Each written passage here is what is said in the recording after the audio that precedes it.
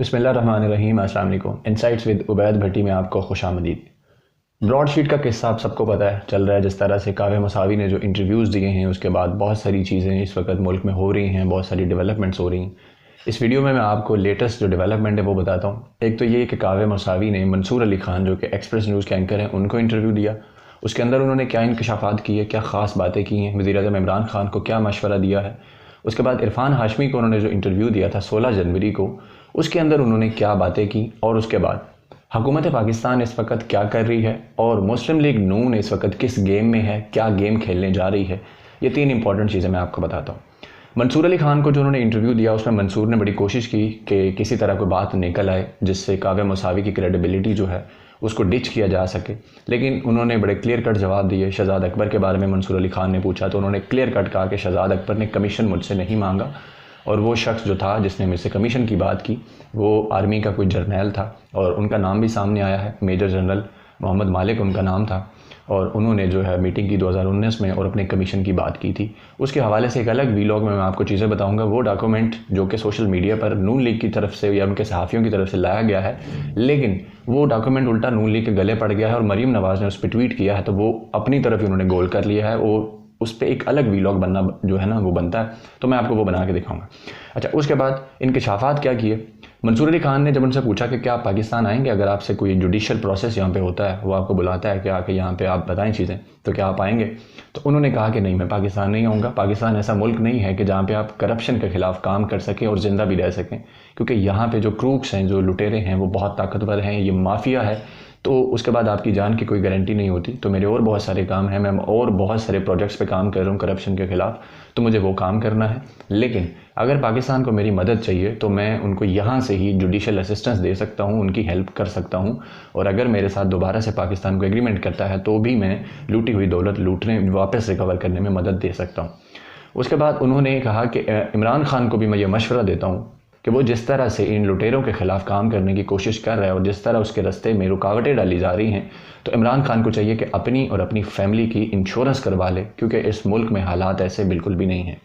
उसके बाद इरफान हाशमी को जो उन्होंने इंटरव्यू दिया, उसमें उन्होंने उसी डॉक्यूमेंट के बारे में बात की। वो जो 13 सफ़हात का डॉक्यूमेंट है, सोशल मीडिया पे फैलाया गया, मरीम नवाज़ ने भी ट्वीट किया। उसमें बहुत सारी इन्फॉर्मेशन थी, जिसमें नवाज़ शरीफ के सिंगापुर के बैंक अकाउंट के अंदर $1 अरब की जो रकम थी उसके हवाले से बात थी कि डील चल रही है कि नवाज़ शरीफ को रिहाई जो मिलेगी वो उस सूरत में मिलेगी जब वहाँ से वो पैसे देंगे। फिर उसके बाद वो जो $1 अरब बरतानिया वाला था उसके हवाले से बात की उन्होंने। और फिर इमरान खान ने जो ऑफ़र की कि हम जो है काव्या मसावी से बात करेंगे, उनसे मालूमात लेंगे, तो उस हवाले से उन्होंने खुशी का इजहार किया कि मेरे लिए तो बड़ी खुशी की बात है कि अगर कोई पाकिस्तानी हुकूमत जो है वो ऐसा करे। और उन्होंने इमरान खान के बारे में अच्छी उम्मीद का इजहार किया कि उनकी जो नीयत है वो बहुत अच्छी है। और मुझे ये लगता था, तो अब ये साबित भी होना शुरू हो गया है, तो मुझसे अगर रब्ता करेंगे तो मैं सबसे पहले शरीफ ख़ानदान की जो करप्शन है उसके ख़िलाफ़ जाऊँगा, क्योंकि उसके बारे में हमारे पास बहुत सारे सबूत हैं। और शरीफ वैसे भी माफिया है, इसको सुप्रीम कोर्ट ने माफिया कहा है, पाकिस्तान के सुप्रीम कोर्ट ने। और फिर पानामा पेपर्स में जो इंकशाफ हुआ था उसके अंदर भी बहुत सारी चीज़ें शरीफों की आई थी। तो सबसे पहले मैं इनका पीछा करने की कोशिश करूँगा और एग्रीमेंट होने की सूरत में कम से कम $1 अरब की रिकवरी करेंगे, और उसमें से जो 20% होगा वो हम वसूल करेंगे, ना कि पाकिस्तानियों से $1 का भी किसी किस्म का कोई ख़र्चा जो है वो हम वसूल करेंगे। सारा कुछ हम खुद करेंगे। तो मेरा ख्याल है इस पर हुकूमत को चाहिए कि एक लम्हे की भी देर किए बगैर ब्रॉडशीट कंपनी जो है इसको हायर किया जाना चाहिए। कि पाकिस्तान का तो फ़ायदा ही फ़ायदा है कि $1 भी पाकिस्तान का खर्च नहीं हो रहा, बस एग्रीमेंट साइन करना है, उसमें टाइम लिमिट डिसाइड करनी है कि इस टाइम के अंदर आपने काम करना है, और लूटी दौलत पाकिस्तान को मिलती है तो उसमें से पाकिस्तान का कितना फ़ायदा है, तो ब्रॉडशीट कंपनी जो है वो अल्टीमेटली उसका भी फ़ायदा है। बल्कि ब्रॉडशीट के अलावा दुनिया में जितनी भी कंपनीज इस तरह का काम कर रही हैं कि लूटी दौलत ढूंढती हैं, उनके साथ भी पाकिस्तान को चाहिए कि वो एग्रीमेंट करे। जैसे इंटरनेशनल एसेट रिकवरी है जो पहले भी ब्रॉडशीट के साथ मिलकर काम कर रही थी, जिसके पास आसिफ अली जरदारी और बेनज़ीर भुट्टो और इन लोगों के केसेस थे, और उन्होंने उनकी करप्शन ढूंढ भी निकाली थी। उसके बाद शहजाद अकबर के बारे में उन्होंने क्लियर कट इरफान हाशमी के इंटरव्यू में भी कहा कि शहजाद अकबर बेवकूफ़ ज़रूर हैं कि उनकी वजह से पाकिस्तान को नुकसान हुआ, कि $1 अरब के अकाउंट पे अगर वो फौरी नोटिस लेते, उस पर तहकीकात करते, हमें कहते, तो हम वो पाकिस्तान को रकम वापस करते तो कम से कम $800 मिलियन पाकिस्तान को मिलते, और जो जुर्माना इनको हमारे वाले केस में हुआ है ये भी बच जाता, तो पाकिस्तान को कितना फ़ायदा होता। यानी $30 मिलियन ये जो जुर्माना हुआ ये भी बचता, और $800 मिलियन इनको वैसे मिल जाता। तो शहजाद अकबर की बेवकूफ़ी की वजह से पाकिस्तान को नुकसान हुआ है। लेकिन साथ ही उन्होंने कैटेगोरिकली ये बात क्लियर की कि शहजाद अकबर के बारे में अगर पाकिस्तानी मीडिया झूठ फैलाने की कोशिश कर रहे हैं कि उसने कमीशन मांगी, तो वो एजेंडे पे काम कर रहे हैं। और ये वही लोग हैं, वो सहाफ़ी हैं जिनका मकसद जो है क्रूक्स को बचाना है, जो हमेशा से इनके साथ रहे हैं। और आजकल इस तरह के सहाफ़ी बहुत ज़्यादा हैं और अच्छे सहाफ़ी बहुत थोड़े हैं। उन्होंने इस पर इरफान हाशमी को क्रेडिट भी दिया और मुस्लिम लीग नून जिस तरह चीज़ों को डिस्टॉर्ट कर रही है उसके हवाले से भी उन्होंने कहा कि ये एजेंडे के ऊपर चीज़ें हो रही हैं, जो मेरी ज़ात के ऊपर कीचड़ उछाल रहे हैं और बहुत सारी बातें कर रहे हैं। अब बात करते हैं कि इस हुकूमत पाकिस्तान इस वक्त क्या कर रही है।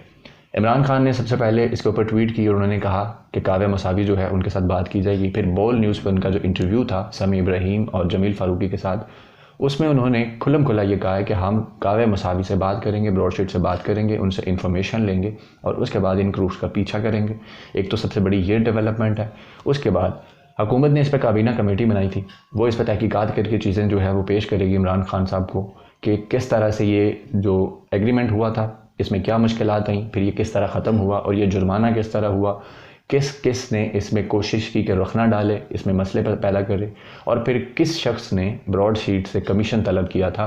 और उसके बाद वो जो नवाज़ शरीफ का रिश्तेदार है अंजुम डार, जिसकी तस्वीरें इस वक्त सामने आ चुकी हैं, जिसने $25 मिलियन ऑफ़र की थी ब्रॉडशीट को इस केस को बंद कर दें, तो उस शख्स के हवाले से भी तहकीकात होंगी। उसके बाद खारजा अमूर कमेटी ने चेयरमैन नैब को 18 जनवरी को तलब किया है, यानी कल जो सोमवार है, कल उन्होंने तलब किया है चेयरमैन नैब को कि वो उनसे इस सारे मामलात के हवाले से चीज़ें पूछेंगे कि किस तरह से नैब ने अभी भी झूठ बोला। इससे पहले तो चलो दूसरी नैब के लोग थे, पहले वाले चेयरमैन थे, वो सब कुछ करते रहे, लेकिन मौजूदा चेयरमैन 2017 से अपॉइंटेड हैं, तो इन्होंने इसके हवाले से क्या किया है। इन्होंने लूटी दौलत के हवाले से काम करने की कोशिश की है, दावे किए हैं, तो एक्चुअली क्या किया है। और ब्रॉडशीट में इन्होंने बजाय ये कि वो $1 अरब जो है वो पाकिस्तान आता, उल्टा नैब को जुर्माना हो गया। तो कौन लोग थे जो इस सब की वजह बने, किन लोगों का कसूर है। नून लीग ने जो अपनी तरफ से गेम शुरू की है उसमें उन्होंने राना तनवीर हुसैन को ज़िम्मेदारी सौंप दी है। राना तनवीर हुसैन जो हैं वो पब्लिक अकाउंट कमेटी के चेयरमैन हैं। इससे पहले शहबाज शरीफ चेयरमैन थे, लेकिन उसके बाद उनको हटा दिया गया। उस पर बहुत सारे एतराज़ात आए थे कि शहबाज शरीफ तो ख़ुद मनी लॉन्ड्रिंग के मुलजिम हैं और उस वक्त वो ख़ुद जेल में भी हैं। तो शहबाज शरीफ को हटाए जाने के बाद Rana Tanveer Hussain public account committee के चेयरमैन है, और ये जो चेयरमैन होता है ये अपोजिशन की तरफ से होता है, और इसके पास जो इख्तियारात होते हैं, ये जितने भी माली मामलात होते हैं या दीगर चीज़ें होती हैं, इन सब के ऊपर देखता है। और हुकूमत जो होती है उसको क्रॉस चेक करता रहता है कि हुकूमत कहीं पर कोई गलत काम तो नहीं कर रही, कोई माली मामलात में किसी किस्म की हेर फेर तो नहीं हो रही। लेकिन राना तनवीर हुसैन ने इस पर स्टेटमेंट ये दी है कि इमरान खान ने कहा है कि जी ब्रॉडशीट के हवाले से तहकीकात करके दी जाए, तो इमरान खान बाकियों को रोक दें, हम खुद तहकीकात करके दे देंगे।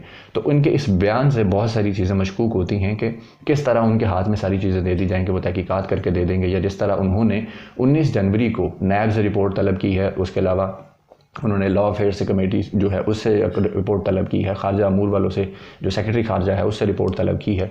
अब देखते हैं कि नैब उनको क्या रिपोर्ट देती है और उसके बाद दूसरी कमेटियां उनको क्या रिपोर्ट देती हैं। फिर इस पर राना तनवीर हुसैन क्या गेम खेलने की कोशिश करते हैं।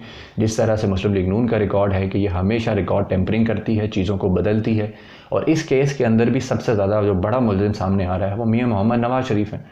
काव्या मसावी ने जिस तरह से उनके बारे में बात की है और जिस तरह बताया है कि इनके जो लंदन फ्लैट्स वाला मामला है वो क्लियर नहीं हुआ और वो भी सस्पिशियस है, उसके बाद सुप्रीम कोर्ट ने जो कहा, फिर एहतसाब अदालतों ने जो कहा, फिर जिस तरह नून लीग बयानियाँ लेके चल रही है, फिर इसमें जो अंजुम डार का जिक्र आया है कि उसने $25 मिलियन जो है वो रिश्वत की भी ऑफ़र की, फिर $1 अरब के जो अकाउंट का मामला है वो भी नवाज़ शरीफ का है, और इसके ऊपर वो डॉक्यूमेंट भी सामने आ चुका है कि नवाज़ शरीफ का $1 अरब सिंगापुर के बैंक अकाउंट में जो हुआ ट्रांसफ़र, फिर लंदन के अंदर जो पैसों के मामलात हैं। अब ये सारी चीज़ें मिला के अगर आप देखें तो आपको समझ आता है कि चीज़ें कि हुकूमत अपने तौर पे कुछ करने की कोशिश कर रही है कि ब्रॉडशीट के साथ मामलात को लेकर चला जाए, लेकिन उन मामलात को रोकने के लिए मुस्लिम लीग नून का जो प्रोपेगेंडा सेल है मरीम नवाज़ लीड कर रही हैं, फिर उनके जो सहाफ़ी हज़रात हैं सैयद तलत हुसैन, हामिद मीर, सलीम साफ़ी, असद अली तूर, आसमा शराजी और बहुत सारे लोग इसमें काम कर रहे हैं। यहाँ तक कि इंडिपेंडेंट उर्दू ने आज एक आर्टिकल लिख दिया है जिसमें उसने काव्या मसावी की शख्सियत और ज़ात पर कीचड़ उछालने की कोशिश की है कि जो लोग उसको पढ़ेंगे ज़ाहिर है उनके जहन में यही आएगा कि काव्या मसावी जो है ये बड़ा मशकूक किस्म का बंदा है, इसका माजी ठीक नहीं है, ये नवाज़ शरीफ के ख़िलाफ़ काम कर रहा है, ये सिविल सुपरमेसी के ख़िलाफ़ काम कर रहा है, ये पाकिस्तान की जमहूरियत को ख़राब करने की कोशिश कर रहा है। तो यही एक तरीका वारदात रहा है नून लीग का कि वो इसी तरह बचती है ये हमेशा, और ये दावा करते हैं जी $1 की एक धेले की करप्शन साबित नहीं हुई, हालांकि इन्होंने होने ही नहीं दी, ये हमेशा डील कर लेते थे। जैसे परवेज़ मुशर्रफ ने इनके ख़िलाफ़ शुरू करवाई इंक्वायरी, ब्रॉडशीट ने काम शुरू किया, लेकिन नून लीग ने डील की परवेज़ मुशर्रफ के साथ कि हम आपको तंग नहीं करेंगे, आप चुप करके हुकूमत करें,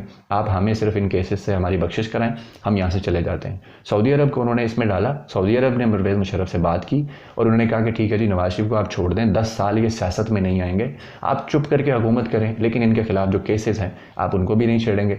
यही काम फिर पीपल्स पार्टी ने किया, यही काम काफ लीग ने किया, यही काम मौलाना फजलुर रहमान ने किया, यही काम ANP और दीगर लोगों ने किया, जिसमें आफ्ताब शेरपाव का नाम आपने सुना कि वो सामने आया कि वज़ीर दाखिला लगा दिए गए, हालांकि उनके खिलाफ ब्रॉडशीट जो है, उनके अकाउंट उनको पता लग गए थे और वो करप्शन की तहकीकात कर रही थी, लेकिन वो डील कर ली गई और इन लोगों को जनाब हुकूमत का हिस्सा बनाया गया। और आज यही आफ्ताब शेरपाव इस वक्त सिविल सुपरमेसी की जंग को लड़ रहे हैं और वो नवाज शरीफ के साथ खड़े होते हैं।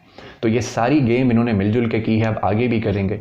तो आवाम इस वक्त बड़ी कंफ्यूज हो रही है। बहुत सारे लोग कमेंट सेक्शन में कहते हैं जी काव्या मुसावी और ब्रॉडशीट बड़ी सस्पिशियस चीज़ है, बड़ी मशकूक चीज़ है, नवाज शरीफ के खिलाफ काम करने की कोशिश कर रहे हैं। तो उन लोगों को मैं क्लियर कर देना चाहता हूं कि आप लोगों को मुस्लिम लीग नून हमेशा प्रोपेगेंडे से बेवकूफ़ बनाती आई है। जिस तरह पानामा लीक्स के हवाले से उन्होंने बेवकूफ़ बनाया और आवाम आज ये यकीन रखती है कि पनामा कुछ साजिश था। तो इस पे मैं उन लोगों की कन्फ्यूजन दूर करने के लिए एक अलग से वीडियो कर रहा हूँ कि जिसमें आपको बताऊँगा पनामा लीक्स क्या थे और किस तरह वो साजिश नहीं थे या उसके ऊपर इंटरनेशनली क्या कुछ हुआ। तो मैं अलग से चीज़ करूँगा ताकि आप लोगों को, जिन लोगों को भी कन्फ्यूजन है वो उस पर क्लियर हो। लेकिन ब्रॉडशीट के हवाले से आप बिल्कुल क्लियर हो जाए कि ब्रॉडशीट अगर तो उसका कोई मफाद होता तो वो नज़र आ जाता। और जिस तरह उस शख्स ने अब चीज़ें बताई हैं, आप ये देखें कि ब्रॉडशीट के CEO के पास आज से पहले कोई पाकिस्तानी सहाफ़ी नहीं गया। हालांकि छोटी छोटी चीज़ों पे लंदन में मौजूद पाकिस्तानी सहाफ़ी, जिनमें जियो के मुर्तज़ा अली शाह सबसे पहले होते हैं, वो हर चीज़ निकाल के ले आते हैं जिससे नवाज शरीफ को फ़ायदा हो। लेकिन ब्रॉडशीट के CEO के पास कोई नहीं गया। इस पर सिर्फ इरफान हाशमी को क्रेडिट जाता है कि उन्होंने बिस्मिल्लाह की, आगाज़ किया, उनका इंटरव्यू किया। तो अब पाकिस्तानियों को पता लगा कि यार अच्छा, दुनिया में ये कुछ भी होता रहा है, ये गेमें की जाती रही हैं। और ब्रॉडशीट का मौक़िफ़ पाकिस्तानियों को पता ही नहीं था। यहाँ पे प्रोपेगेंडा किया जा रहा था जी, नैब के जो है उसको कहा गया कि नवाज शरीफ के खिलाफ करप्शन ढूंढो, तो 4 अरब रुपए 5 अरब रुपए लगा दिए गए। परवेज़ मुशर्रफ ने भी किया था, नवाज शरीफ के खिलाफ कुछ नहीं मिला, फ्लैट बरी हो गए, नवाज शरीफ फिर बरी हो गया। तो प्रोपेगेंडे की हर मुमकिन ट्राई करते हैं, अब भी ट्राई कर रहे हैं। बस आप इनके झांसे में नहीं आना। ये लोग हमेशा ये ट्राई करेंगे कि आम जो सादा लो आवाम है उसको बेवकूफ़ बनाया जाए।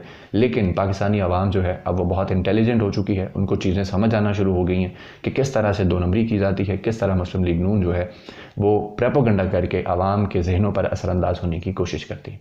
नाज़रीन, अपना बहुत सारा ख्याल रखिएगा और इस चैनल का भी। अल्लाह हाफ़िज़।